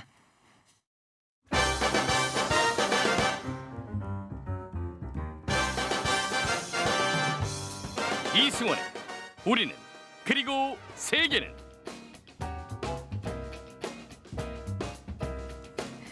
네, 집에서 그리고 차에서 듣고만 계시면 세계 곳곳의 소식들을 빨리빨리 배달해 드립니다. 우리는 그리고 세계는 시간입니다. 오늘은 뉴스포터 신혜리 기자와 함께합니다. 어서 오세요. 네, 안녕하세요. 네, 오랜만입니다. 네, 오랜만입니다. 네. 네. 별명이 해리포터라고 하던데 맞습니까? 네, 제가 뉴스 플랫폼을 그 사이에 런칭을 했는데 네. 뉴스포터라는 플랫폼에서 부캐 요즘 트렌드잖아요. 부캐 하나씩 좀 네, 있어야죠. 하나씩 요즘. 있죠. 네. 이승원 진행자 부캐는 저는 숨겨놨어요. 아, 그래요? 저 이전 직장 같이 생활했을 때는 카리스마였는데 갑자기 그렇습니까? 명당으로 바뀌셔서 제가 깜짝 놀랐어요. 네, 저도 지금 깜짝 놀라고 있어요. 네. 그래서 거기서는 좀 해리포터로 불리고 있고 SNS에서도 좀 해리포터 찾으시면 제가 나올 겁니다. 네, 여기서 해리는 여의 해리입니다. 네. 해리포터. 네, 오늘 우리는 그리고 세계는 시간인데요. 오늘은 어디부터 가볼까요? 네, 오늘은 미국을 가보겠습니다. 네. 참 미국은 뭐 늘 뉴스가 넘실대니까. 제가 이제 국제부 기자 오래 하면서 네. 가장 힘들었던 게 트럼프 트위터 확인하는 게 이 자면서도 진짜 계속 올리는 거예요. 그래서 하루에 정말 몇십 개를 올리기도 하고. 네, 그래서 바이든 되고 나서는 좀 안심이다. 더 이상 이 트위터 안 봐도 되겠다는데 요즘 그렇게 트위터를 또 올리고 있습니다. 요즘도 계속 그렇게 네, 올려요? 왜 그러냐면요. 지금 한 달여 정도 남았죠. 이제 네. 그 임기가 한 달 남았는데 이제 여전히 트럼프는 마이웨이를 걷고 있는데 14일 날 사실 선거인단 투표에서 바이든이 과반 선거인단을 확보했잖아요.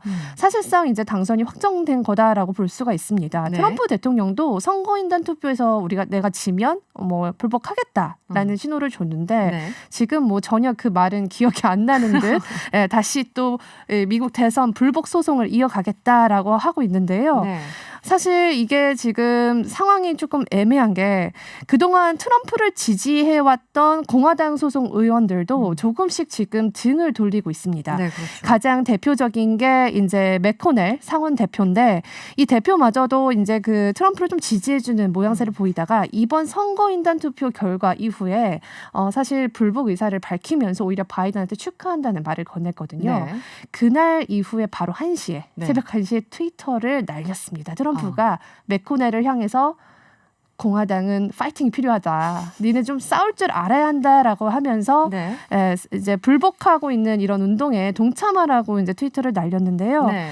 사실 계속 이렇게 지금 도널드 트럼프는 마이웨이를 걷고는 있지만 내부에서는 조금 더 바이든의 승리를 좀 인정하는 분위기로 가고 있는 것 같습니다. 일각에서는 그 어쨌든 미치 맥코넬 워낙 가장 중심적인 역할을 하는 공화당 의원이 네.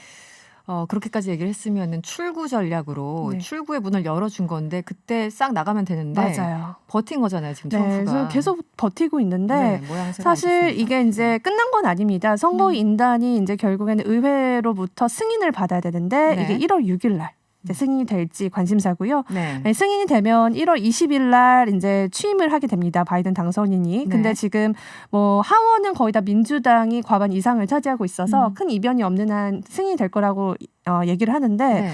사실 밀 대선의 가장 핫한 전문가 우리 이승원 진행자잖아요. 얼마 전에 책도 낸 거를 제가 봤는데. 아 저요? 네. 네, 책 낸 거 들켰어요. 아니 이게 네네. 플랜 그래서 제가 이전에 한번 네. 문자 한번 한 거 기억나세요? 왜냐하면 제가 책 맞아요. 냈다는 소식을 아. 이전부터 좀 책을 쓰고 있다는 소식을 알고 있어서 네네. 바이든이 안 되면 어떡하나 되게 내심 좀 걱정했거든요. 그래서 이게 다 계획이 있었다. 그래서 책 이름도 바이든 플랜이라고. 네, 지난 여름에 네. 왠지 바이든이 될 것 같아가지고 그때부터 책을 좀 준비하다가 최근에 빛을 봤는데 1846번님이 문자를 주셨어요. 두 분이 친하신가요? 처음인데 원래 아는 사람처럼 편해 보여요. 옛날에 제가, 같은 신문사에서, 네, 맞습니다. 언론사에서 잠깐 같이. 저희 여걸 크래시 기자였습니다. 제가 되게 좋아하던 여자 선배분이시고, 네, 되게 오랜만에 지금 이 자리에서 다시 뵙고 그렇죠. 인사드리네요. 벌써 한 10여 년 네. 전이네요. 네. 신혜리 기자와 그때 함께 근무를 했었습니다. 네. 네, 트럼프와 관련돼서 뭐 여러 가지 소식들이 있지만 재밌는 소식이 또 따로 있습니까? 네, 또 어떤 명랑 시사니까 좀 명랑하게 가보고 싶어서 네네. 네, 픽업을 했는데 그 트럼프 대통령 하면 부동산 부자잖아요. 네. 네, 호텔도 가지고 있고 또 미국에는 카지노 건물도 가지고 있는데요. 이 트럼프 대통령이 예전에 뉴저지주 애틀랜틱 시티에 가지고 있던 이 카지노가요. 파산을 해서 2014년에 문을 닫았는데 아직까지 그 건물이 지금 그대로 있습니다. 근데 조금씩 무너지고 있어요. 실제 물리적으로 무너지고 네, 있다고요? 그래서 지금 관리 안 해서? 네, 그래서 시에서 굉장히 위험하다라고 해서 이번에 네. 건물을 폭파할 예정인데 이 폭파 버튼을 누르는 사람을 경매로 모집한다고 합니다. 그래서 진짜예요? 네, 그래서 이게 지금 네. 이 트럼프의 카지노 되게 상징적인 거거든요. 그럼요. 트럼프의 카지노 그때는 그 미국인의 놀이터로 불렀던 건물인데 요거를 다이너마이트를 이용해서 폭파 공법으로 이제 버튼만 누르면 팍 이렇게 정말 터지는 네. 그 폭발되는 네. 그건데 경매를 붙였는데 지금 뭐 미국 캐나다에서 난리가 났다고 합니다. 서로 하겠다고요? 네, 그래서 $100만 시작을 한다고 하더라고요. 경매가 네. 버튼 한 번 누르는 것뿐인데도 네, 그래서 지금 과연 얼마에 낙찰될지가 좀 관심사고요. 다이너마이트라고 하니까 저는 BTS가 좀 생각이 들어요. 네, 그래서 우리 BTS가 하면 뭐 논란은 되겠지만은 네, BTS 깨알 같은 홍보. 네. 네. 그 누군가가 버튼을 누르면 네. 와 트위터 그 트럼프의 트위터 저격에 아주 대상이 되겠군요. 네, 그래서 끝까지 네, 괴롭힐 것 같은데. 어마어마한 자산가가 아마 하지 않을까 뭐 이런 이야기도 나오는데요. 네, 이거 관련된 소식은 좀 더 나중에 팔로우업을 하면 좀 재밌을 것 같고요. 네, 6134번님 트럼프 하면 민경욱 전 의원이죠. 이렇게 문자 주셨는데 민경 의원이 가서 네. 그러면 100만 달러 이상 이렇게 낙찰해서 하면 또 화제가 아니, 두 되겠네요. 분은 같은 편이니까. 아, 그런가요? 네. 네. 그러면 또 다른 얘기가 하나 있는데 이제 그 건물 폭발을 어떤 사람이 버튼을 누를 것인가 하나 전해 주셨고 또 하나는 트럼프 퇴임 대통령 참 이후에 안쓰럽습니다. 지금 트럼프 대통령이 이제 방을 빼야 되잖아요. 네네. 그러면 이제 어디로 또 가느냐. 근데 이 트럼프 대통령이 가지고 있는 이 플로리다주의 팜비치 마라 리조트가 있습니다. 워낙 유명하죠. 네, 여기로 다시 좀 이주를 하겠다라는 의사를 보인 것 같은데 네. 지금 일부 주민들이 굉장히 지금 반대를 하고 있습니다. 들어오지 그래요? 마라. 왜냐하면 트럼프 대통령의 방문 때마다 도로가 좀 차단이 되면서 뭐 경비들도 많아졌고 굉장히 좀 불편이 있었다고 해요. 주변 사람들은 그렇죠. 네. 근데 이게요 좀 재밌었던 게 트럼프 대통령이 이거 계약을 했을 때요. 연간 22일 이상은 머물지 않겠다. 그리고 7일 연속으로 스테이하지 않겠다는 조항을 걸었다고 합니다. 아, 그래요? 그렇게 되면 이번에 이렇게 이주를 한다는 것 자체가 계약서 위반이라고 지금 주장을 하고 있는데요. 트럼프 쪽에서는 뭐 아무런 아직 대답은 내놓고 있지 않은데 그래서 지금 다시 또 고화가 될 수도 있다. 뭐 이런 재밌는 기사들도 올라오고 있습니다. 마라로 리조트는 뭐 사실 개인적으로 골프 광이기 때문에 트럼프 대통령이 골프 치러도 자주 갔었고 네. 또 외국 정상들이나 고위 뭐 관료들 네. 우리 집으로 와 그래서 초대해가지고 워낙 유명해진 곳이죠. 그런데 사실 주변 사람들은 엄청 불편하죠. 그렇죠. 경호원들이. 네. 그리고 항상 이 트럼프는 이 논란의 인물이기도 하고 좀 미국에서도 트럼프를 좀 싫어하는 사람들은 공격 대상이기도 하기 때문에 그렇죠. 좀 위험한 항상 지역으로 좀 될까봐 위험에 주민들이 노출되는 굉장히 좀 위기감을 느끼고 있는 것 같습니다. 한때는 평화롭고 아름다운 곳이었을 텐데 어쨌든 성격이 바뀌었군요. 네, 다음 나라로 한번 가볼까요? 어디로 가는 겁니까? 네, 지금 마크롱 대통령이 코로나 확진돼가지고 맞아요. 네, 또 어제, 다시 굉장히 또 화제가 되고 있는데 네. 그 프랑스 파리시가요. 그 시청의 고위직 60% 이상이 여성이라는 이유로 1억 원이 넘는 벌금을 물게 됐습니다. 이게 좀 이상하죠? 이거 왜 벌금을 물어요? 네, 왜 그러냐면 그 성평등 관련 국가 규정을 어겼다는 건데 이게 2013년에 제정된 법을 보면요. 관리직을 임명할 때 60% 이상을 특정한 성으로 채우지 못하도록 규정을 했습니다. 특정한 성이라고 해놨군요. 뭐 여성, 남성 이게 아니라 원래 그때 당시는 남성들이 거의 다 포위하고 있다고 해서 그렇죠. 사실 그렇게 만든 법인데 지금은 오히려 그게 뒤바뀌었는데도 이걸 어겼다고 벌금을 물게 된 거예요. 네. 근데 이제 여기서 굉장히 쿨했던 게 파리 시장이 여성이지 않습니까? 네네. 그래서 이 시장이 이 벌금 문 거에 대해서 굉장히 명예롭고 기쁘다라고 얘기를 했습니다. 네, 그래서 사실 이 조항은 폐지가 됐어요. 작년에 폐지가 됐는데 이 인사 자체가 2018년도에 적용이 됐기 때문에 벌금을 물고 있다고 하고요. 지금 뭐 유럽이면 굉장히 성평등이 더 우리보다 훨씬 더 나을 것 같기도 하고 유리천장이 좀 뭐 덜 두터울 것 같은 이미지인데 유럽 내에서도 사실 우리 유리천장의 문제는 항상 나오고 있는 문제거든요. 정도 차일 뿐이다. 네. 그래서 좀 재밌는 것 같고요. 네. 어쨌든 그 지금 파리 시장 1억 원 플렉스. 난 이것을 명예로 알 것이다. 뭐 이런 입장. 네. 그렇군요. 알겠습니다. 근데 유럽 쪽 이제 정계 인사들이나 내각들 이렇게 쭉 사진들을 보면은 항상 대비되잖아요. 그쪽 맞아요. 뭔가 여성들이 좀 더 많은 것 같고 좀 더 젊은 것 같고 어떤 다양성이 보장되는 것 같은데 어쨌든 부러운 지점이에요. 60% 맞아요. 이상. 네. 근데 이제 또 한 가지 특이한 거는 미국으로 좀 가보면 미국도 바이든 행정부가 이제 다시 팀을 꾸리고 있지 않습니까? 근데 경제팀에 굉장히 많은 여성들이 지목이 됐다는 거예요. 혹시 이거 어떻게 보셨어요? 저는 되게 감명이 깊었는데 이거에 대해서 어떻게 이승원 이제 재무장관도 그렇고 이제 여러 가지 유색인종 여성들 성소수자 심지어 이번에는 완전히 네이티브까지 내무장관으로 임명한다고 그런 소식들을 들어가지고 그냥 용광로 내각을 꾸리는구나 저는 이제 그런 느낌을 갖고 있죠. 저도 사실 바이든이 정말 작심을 했다. 작심을 하는 인사가 아닌가라고 생각을 했던 게 특히 그 재무부 장관급이죠. 그 제넷 옐런이 사실 232년 만에 처음 재무부 수장으로 이번에 이제 지목이 된 거고요. 여성으로서는. 네. 그리고 예산관리국장, 뭐 경제자문위원장 모두 다 지금 여성으로 채워졌습니다. 네. 그리고 요즘 뭐 미중 무역 정쟁하면 뭐 전 세계를 흔들었던 키워드인데 이거를 좀 담당할 사람을 대만계 미국인 여성, 캐서린 타이를 좀 지목을 해서 굉장히 좀 이게 주목이 되고 있는데요. 네네. 사실 미국조차도 굉장히 리버럴해 보이지만 유리천장이 굉장히 두꺼운 곳입니다. 그렇죠. 네. 특히 제가 주로 취재하는 월가를 좀 보면요. 월가에서도 최근에 처음으로 그 메이저급의 은행장, 여성 은행장이 나왔어요. 이번에 처음으로. 그게 보도가 됐죠. 네. 처음이라서. 맞아요. 근데 그 신기했던 본것 게 같아요. 그 은행이 C로 시작하는 외국계 은행인데 네. 우리나라의 C로 시작한 그 국내 지점의 은행장분도 여성이 됐습니다. 아, 그렇군요. 네, 그래서 네. 미국에서도 이제야 처음으로 이제 여성 은행장이 나왔다는 거.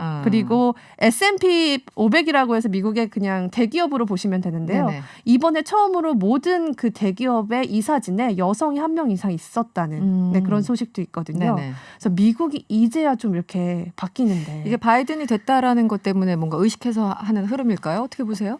지금 일단 경제계에서도 사실 이런 목소리가 계속 나오고 있는데요. 네. 그 증권거래위원회에서도 어떤 얘기를 하냐면 앞으로 나스닥 상장사들이 네. 1년 내에 그런 이사회의 다양성을 확보하라라는 이야기를 좀 하고 있거든요. 그래서 네네. 최소 한 명의 여성을 무조건 포함시켜야 된다. 네. 사실 바이든 행정부 이전부터 사실 이런 움직임이 나왔는데 좀 빨라진 감은 있습니다. 좀 빨라진 감은 있다.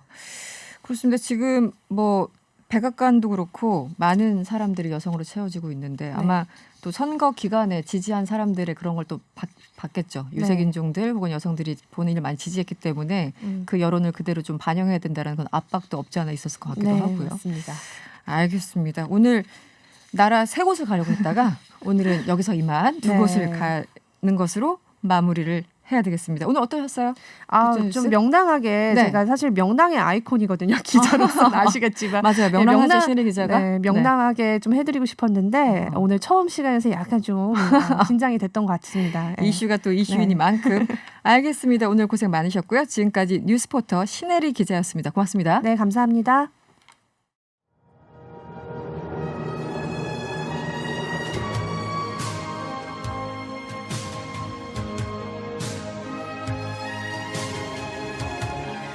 네, 핫한 이슈와 법률 정보를 노래에 담았습니다. 노래는 사람을 싣고.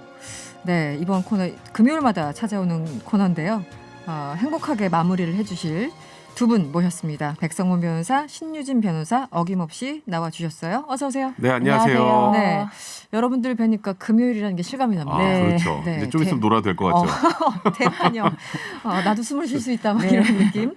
노래도 듣고 오늘. 그러니까요. 노래도 듣고.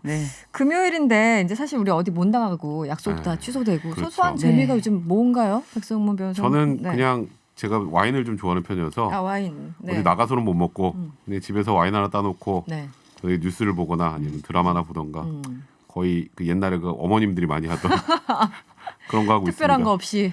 네. 저도 어때요, 신유진 변호사? 지금 막 지난주부터 와인에 입문해서 백성문 변호사님이 수제자가 돼서 열심히 받아줬고. 왜 그전에는 안 드셨군요. 아니 그전에 맛을 몰라서 뭔지 몰라요. 먹어도 비싼 건지 뭐 싼 건지를 전혀 몰라서 그러다가 이제 조금 얘기를 듣고 관심을 가져보니까 재밌더라고요. 종류를 알아가는 게. 그래서 요즘 취미를 붙이고 있습니다. 다들 이제 무엇인가를 못 하시니까 새로운 취미와 새로운 관심사 집에서 할 수 있는 걸로 스스로에 대한 또 재발견 뭐 이런 것도 하시는 분들도 요즘 와인 판매량도 많이 늘었대요. 그것 때문에 집에서 막 혼술하시는 분들 많아가지고. 그렇죠. 네, 전반적으로 음식들 소비가. 알겠습니다. 오늘 함께 나눌 이야기 궁금하시죠? 먼저 노래를 듣고 오겠습니다.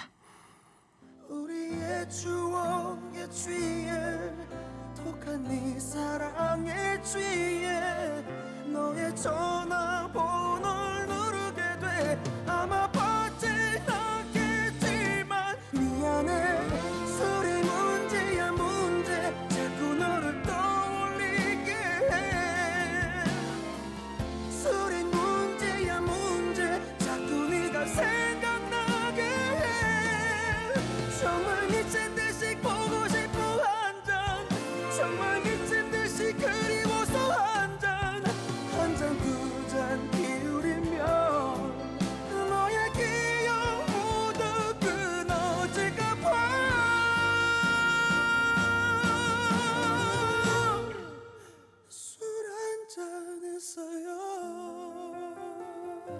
네, 방금 들으신 곡 장혜진 그리고 윤민수의 술이 문제야 였습니다.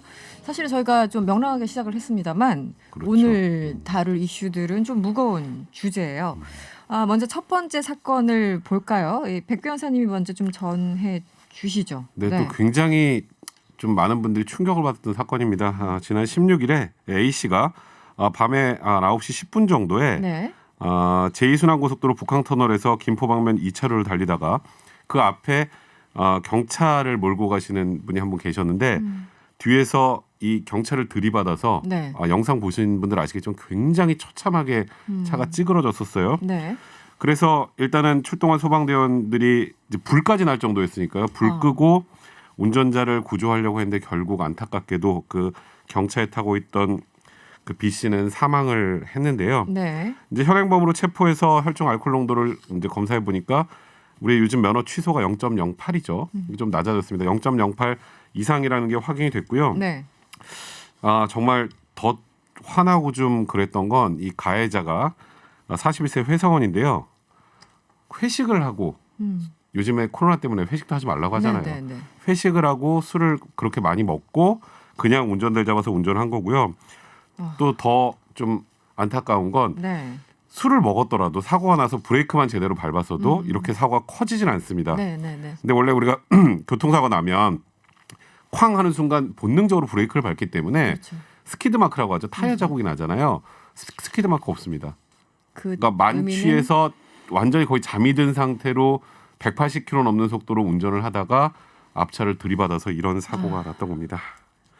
키드 마크도 없었다. 그 정도로 심각했다. 이 피해자분의 사연들도 참 안타까운 그러니까요. 상황인데 네. 어린 자녀를 두고 말씀이니까요. 그 뭐 41세 그러니까 41살 정도의 이제 여성분이었는데 어린 자녀들이 있다고 해요. 그래서 네. 좀 너무 안타까운데 지금 네티즌들이 이것을 보고 엄청 공분을 남긴 댓글들이 있어서 제가 좀 소개를 하려고 하는데요. 그 여성분, 그 애들 엄마 손이 많이 필요할 텐데 어떻게 하느냐 이렇게 남겨주신 분도 계시고 음주 운전한 사람 제발 운전대 다시는 못 잡게 좀 해주세요. 시간 지나면 다시 면허 딸 수 있으니 저런 사고가 나는 게 아닙니까? 이건 살인입니다라고 댓글 남겨주셨어요. 그래서 또 국민권익위원회가 지난달 13일부터 이번 달 4일까지 설문조사를 했는데 응답자 1,850명 가운데 89.2%가 음주운전 면허 취소 때는 재취득을 영구히 제한해라 이렇게 답을 했다고 합니다. 그래서 80% 이상이. 그래서 음주운전 사고 이렇게 처벌 수위가 잘못에 비해서 너무 가볍다라고 대답하신 분들이 91.3%. 그런데 음주운전 하는 사람들은 또 재범의 가능성도 꽤 높지 않습니까? 매우 높아요. 그렇죠. 그러니까 음주운전 수치가 네. 계속 매년 이렇게 뭐 처벌을 강화한다 그래도 계속 높게 나오는 게 한 사람이 또 해서 그러거든요. 그러니까 조금 전에 신유진 변호사 말씀하셨던 것처럼 음주로 이렇게 사고가 나고 그 후에 다시 면허를 재취득할 수 있고 이런 과정도 좀 문제가 있는데 더 나아가서 술을 마시고 면허 취소되잖아요. 네. 그럼 술을 마시고 면허가 없는 상태에서 운전을 또 합니다. 그러니까 그런 부분들에 대한 단속 분명히 좀 강화할 필요가 있어요. 그리고 음주운전으로 걸리면 이게 태어나서 저기 첫 음주운전이 아닐 것이다 이런 얘기가 많잖아요. 그렇죠. 한번 걸렸을 때 이미 최소한 그 전에 이미 몇 번 했을 것이다. 그러니까 이게 일종의 습관이고 버릇이고 자기가 아는 길이니까 금방 간다 이렇게 생각을 해서 빨리 가면 되지 금방 가면 되지 이렇게 생각을 해서 쉽게 또 면허를 그러니까 운전을 잡는 거예요 운전대를. 그러니까 이제 설문조사에서도 재취득을 영구 제한해야 한다 이 언급이 그냥 감정적으로 나온 것이 아니라 많은 그렇죠. 분들이 알고 계신 거예요. 맞습니다. 재범률이 그리고 동승자도 처벌을 강화하자 이런 얘기도 굉장히 높습니다. 아까 소개를 해주셨을 때 아니 같이 회식했으면 그 주변 사람들은 안 말렸나? 뭐 하고 있었지? 그렇죠. 이 생각이 당연히 드는 거잖아요. 사실 뭐 그 부분은 저희가 정확하게 확인할 수 없습니다만 본인이 그냥 대리를 부른다고 하고 직접 그냥 운전했는지 거기까지는 모르겠습니다만 알고도 막지 않았다면 물론 법적으로 뭐 동승자도 아닌 이상 책임을 묻긴 좀 어렵겠습니다만 그분들에게도 법적으로. 다시 한번 생각해볼 그런 상황인 거죠. 알겠습니다. 오늘 가해자의 영장 실질 심사가 있었는데 윤창호법이 적용될 수 있나요? 일단은 윤창호법이라고 하면 이제 음주운전으로 사망 사고가 나면요. 면허 그러니까 일단 실무상으로 면허 취소 수치 이상이 되면 특정 범죄 가중처벌 등에 관한 법률에 위험운전치사상이라고 있습니다. 술이나 마약에 취해서 운전하다가 난 경우 이걸 적용을 하는데 지금 일단은 약간 수치가 좀 애매하긴 한 것 같아요. 아, 수치가. 그러니까 보통은 완전 만취인 경우에 보통 이 죄가 적용이 되는데 네. 일단은 뭐 영장실질심사에서는 지금 위험운전치사상죄, 그러니까 소위 말하는 윤창호법으로 지금 영장실질심사가 진행이 됐고요. 네. 나중에 법정까지 간다면 이 죄가 적용이 될지 아니면 교통사고처리특례법, 그러니까 업무상 과실치사 혐의가 적용이 될지 그 부분은 좀 다툼이 있을 것 같습니다. 어떻게 보세요? 사실 뭐 이런 사건들 많이 뭐 네. 변호사시니까 접하잖아요. 네, 그런데 지금 제가 그래서 이 사건 자체가 너무 처참하게 그 앞차량이 구겨져 있더라고요. 그래서 사람이 빠져나올 수가 없어서 거기서 이제 바로 사고로 이제 사망이 되셨는지 어든지 구조하려고 그 소방대원들이 네네네네. 그 차에 이제 붙어가지고 막 구조하는 모습까지 제가 봤는데 너무 처참하더라고요. 네. 그런데 제가 좀 전에 보니까 이 영장이 발부가 됐고 구속이 됐더라고요. 아, 구속이 됐습니까? 네. 이런 사안은 당연히. 네. 알겠습니다. 음주운전 절대 안 됩니다. 뭐 나는 아는 길이니까 잠깐이니까 요 앞이니까 이런 거 절대 안 되고요. 네. 주변 사람들도 서로 감시해주는 네. 그런 상황이 필요해 보입니다. 그리고 두 번째 사건으로 넘어가 볼게요. 두 번째 사건 역시 음주운전으로 70대 노인에게 중상을 입힌 사건인데요. 백선 변호사님? 네, 이것도 참 정말 저희가 이제 사건 소개해드리면서 참 힘드네요. 네, 네네. 14일 경기도 용인에서 있었던 일인데요. 음주운전자가 몰던 트럭이 장애로 거동이 불편했던 70대 노인분과 60대 요양보호사를 치어서 중상을 입히고 현장을 벗어났다 붙잡혔는데요. 보통 이런 경우는 뺑소니라고 하잖아요. 그렇죠. 네. 그런데 이 운전을 했던 운전자는 나 그 사고 난 줄 몰랐다. 이렇게 주장을 하고 있습니다. 음주 측정을 해보니까 일단 면허 정지 수준이었고요. 또 트럭에는 동승자 3명이나 있었는데 점심 먹으면서 막걸리를 마셨다라고 진술을 했다고 합니다. 근데 이걸 보통 이 피해자가 문까지 두드렸다고 하더라고요. 그런데도 몰랐다는 게 사실 납득이 되진 않습니다. 동승자가 3명이나 있었는데 네.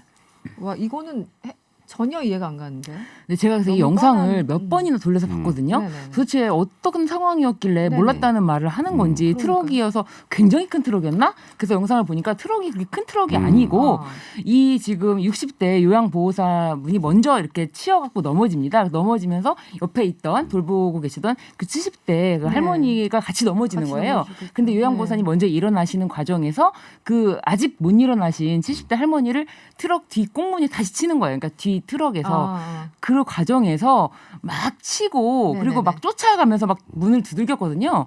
그래서 최소한 그 백미러를 한 번도 안 봤다고 볼 수가 없고 동승자들은 문 치는데 따라오는데 네. 그거를 몰랐다고 하는 게 좀 납득이 안 되더라고요. 그래서 이 경우에는 이 동승자들도 네네. 이 지금 방조죄로 처벌이 가능하다 이렇게 보여집니다. 그래서 경찰도 이 동승자들에 대해서도 방조 혐의로 지금 조사를 하고 있다고 합니다. 그러니까 일단은 지금 수사를 더 해야 되니까 말씀드렸던 것처럼 업무상 과실치상죄죠. 두 분 다 다쳤으니까 네. 이거는 뭐 만취 상태는 아니니까 이건 윤창호법이 적용될 사안은 아니고요. 근데 이게 사실 원래는 소위 말하는 우리 뺑소니 네네. 도주 차량 운전죄가 적용이 돼야 될 것 같은데 그 부분은 아마도 좀 더 조사를 하고 죄명이 변경되지 않을까 싶습니다. 동승자 3명 뒤에서 두들기는데도 몰랐다, 쫓아오는데도 몰랐다. 이거는 납득이 안 가는. 네. 이해가 안 가는데 알겠습니다. 사건들을 접할 때마다 음주운전 같은 경우는 그 사람들의 어떤 변명이나 이런 거를 보면은 더더욱 황당한 경우가 많아요. 그 사건 자체도 이해를 첫 번째 사건은 기억이 안 난다고 했고요. 그렇죠. 두 번째 사건은 교통사고를 내고 도망을 갔는데 몰랐다고 얘기를 하고 사고 난 있으니까요. 줄도 몰랐다 이렇게 변명을 하고. 7125번님 아무리 법을 강화해도 음주운전 나오니까 술 먹으면 아예 차 시동이 안 걸리는 기술을 만들어야 할 것 같네요. 이런 기술도 있다고 하던데 저도 그거 적용했으면 좋겠어요. 네, 이 냄새, 술 냄새 뭐 이런 걸 이제 네. 그 감지해서 실제로 네. 미국에서는 음주운전자를 이제 재발을 방지하기 위해서 음주운전 측정을 하는 전자발찌가 있다고 해요. 미국 텍사스주에서 그걸 시행하고 있다고 하더라고요. 네네. 그래서 그 전자발찌 차고 있으면 음주 상태가 보고가 돼서 이 사람이 운전을 했다 그러면 바로 다시 걸리는 거죠. 네. 네.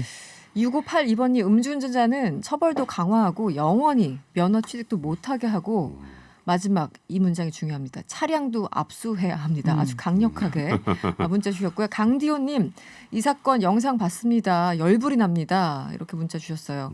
그리고 별 하나 나무네구루님 네 저희 동네 우리 동네에서 발생한 일이에요. 사람이 저건 아니죠. 인두껍을 쓰고 저러면 안 되죠. 이렇게 분노의 문자를 함께 보내주셨습니다.